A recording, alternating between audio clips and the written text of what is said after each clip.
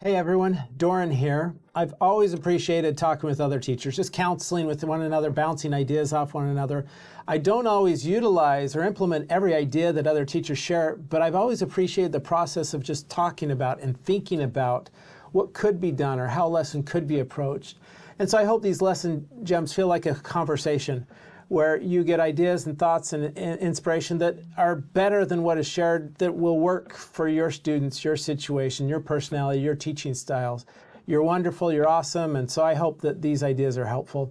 I wanted to just share three with this second Nephi 9 lesson, things that I thought about that I think would be helpful as we look at this principle of helping students avoid behaviors that lead to unhappiness and lead us further away from Jesus Christ. And on the flip side of that, so increase behaviors that would keep us attached to happiness that comes through Jesus Christ. And so the first idea out of the gate is this fun activity of hiding a piece of candy and then have a student try to find it. This is my first idea, that I might adapt this a little bit. As is, it's you as the teacher and maybe one student having an experience and everybody else observing. I think we can involve more students. So maybe the candy is shown if it's like a little Snickers or some Valentine leftover candy, something like that. It's to show and say, who really likes these? And the first student to raise their hand, I want you to have it, but I'm going to hide it. So you need to go out of the class and then have the rest of the class help decide where you're going to hide it. And so they're involved in this activity. We want to be quick because this can take way too long. So we're going to be quick and efficient. And then maybe you could label half the class as going to help with the right answers when the student comes in and they ask questions on where it is, hot, warm, cold, and half the class is going to give the right answers. And so maybe the whole class can be involved in this.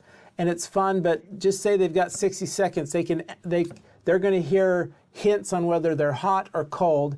And so you'll have different students saying hot or cold, and they've got to listen.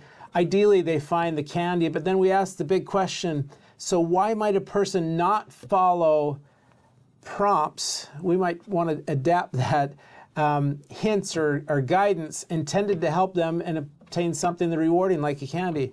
And to talk about, there's different voices, and we got to figure out which voices to follow and which not to follow.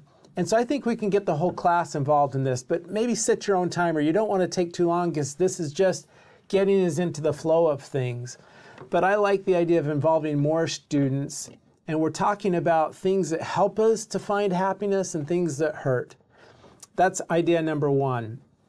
Idea number two comes with our search activity. So we're going to look for attitudes and actions. These people in 2 Nephi 9 aren't doing really great. But we want our students to discover, are they the people that are listening to the good counsel, or are they listening kind of the bad counsel? And so they're going to find that pretty quick in these verses up here. But then we're looking at a longer section of Scripture, 2 Nephi 9, 27 through 38. We want students to have an experience in the Scripture. So this hint here, I like this, divide the class in half and give them half read some and half read the others, looking and marking attitudes and actions that Jacob warned against. But I think we can increase the likelihood that students will actually have a personal experience by maybe even assigning pairs, saying, you two are in a pair, you two are in a pair, you two are in a pair. That's your partner. And tell them, whoever oldest, you have verses 27 through 30. And you know you need to write this on the board because they will not catch it. And whoever's younger, you've got 31 through 38. And we can increase the fun and the likelihood that they'll be doing it by even saying, I'm going to give you 2 minutes, and you've got to list in your journals as many attitudes or actions that Jacob was warning against that these people were kind of involved in. And so make it a little bit of I've got to hurry, and I'm trying to create the biggest list as possible. And then you're going to have them share after the 2 minutes are over and talk about their list. But we can get more students involved by giving specific assignments and by putting a little pizzazz into it so that they're more likely to do it. So that's my second idea from this lesson. The third idea comes a little bit later because the concern is we're going to see, well, that was there and then, and they were doing kind of crazy stuff, and that's just ancient history. but we want to show that the same concerns, the attitudes, or behaviors, there's similarities in our world. And so we've been invited to help our students in seminary be familiar with the For Strength of Youth guidebook, a guide for making choices. And so that is one of the ideas brought up here in a little call-out box.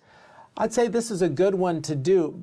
It's in a call-out box because it's kind of ancillary, but I think we can do it quickly and effectively.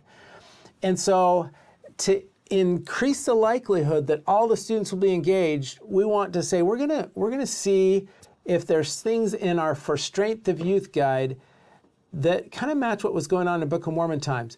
So let's get everybody to open up to the For Strength of Youth and raise your hand when you're open to it. And so you want to get everybody on the same page and open and make sure everyone's there. And you're going to help them. You'll maybe walk them through if they're on a phone. Here's a gospel library, and click on youth and click on until we're all there. Once all hands are up, we say, okay, we're going to take 3 minutes is all. And I want you in 3 minutes to find a phrase that relates to 2 Nephi 9, where we are invited to consider or follow a principle that these people that we just read about in 2 Nephi 9, they would have really benefited from it too. And I want everybody to find it. In 3 minutes, we're going to have each of you share your phrase. And so if you tell them, we're going to have you share in 3 minutes, and you've only got 3 minutes, you've increased the likelihood that they'll all look and that they'll all be ready to share, instead of just kind of coast and let those who always share their answers and we can sit in the background. We want them to have an experience together. And so after the end of 3 minutes, you can have them share with their partner. Everybody share your phrase. You can call on a few because you've seen that they're ready and they're willing, whatever it is. But our goal is to help students have an experience in 2 Nephi 9, and little things can help more get involved.